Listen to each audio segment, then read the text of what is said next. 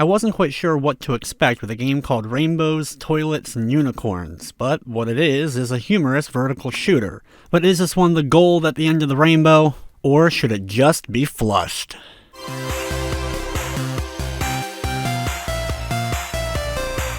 Rainbows, Toilets, and Unicorns is a vertical shooter. It's very much old school in that it's one-hit death, and when you die, it's starting back at the beginning.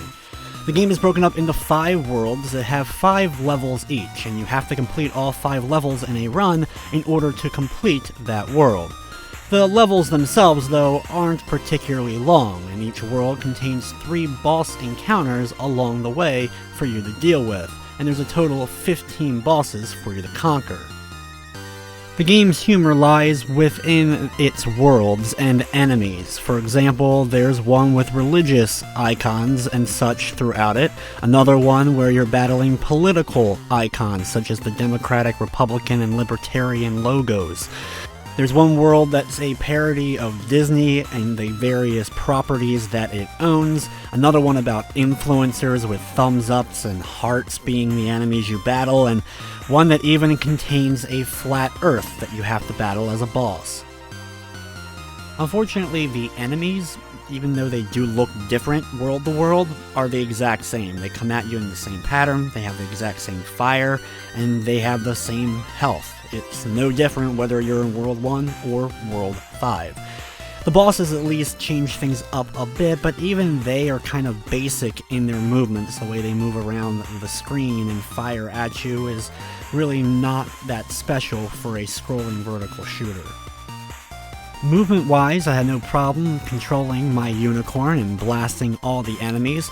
You level up by eating crystals, and each level you gain another part of your fire power, so you get more and more bullets basically that you're able to fire out with every level that you earn.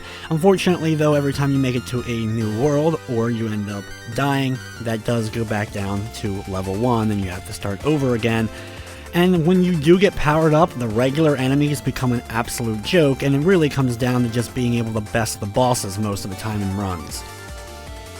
One annoying issue I have with the game is on the UI, you have this icon for your bomb. When it fills up, you're able to press a button and pretty much wipe out everything on screen. Of course, very useful. However, it ends up taking up a decent portion of your play screen. Now, when you highlight over it or hover over it, it goes transparent. But when you go to the bottom of it, the bottom of the screen, so that you can try to get away from bullets and the like, it doesn't go transparent, so it can be difficult to see the bullets that are coming at you from whatever enemy or boss that you're dealing with at that time. From the technical side of things though, I didn't run into any problem as far as glitching or crashing of any sort. Rainbows, Toilets, and Unicorns is available for $6.99 on the PS4. It does feature a Platinum trophy. The game is also available on the Nintendo Switch.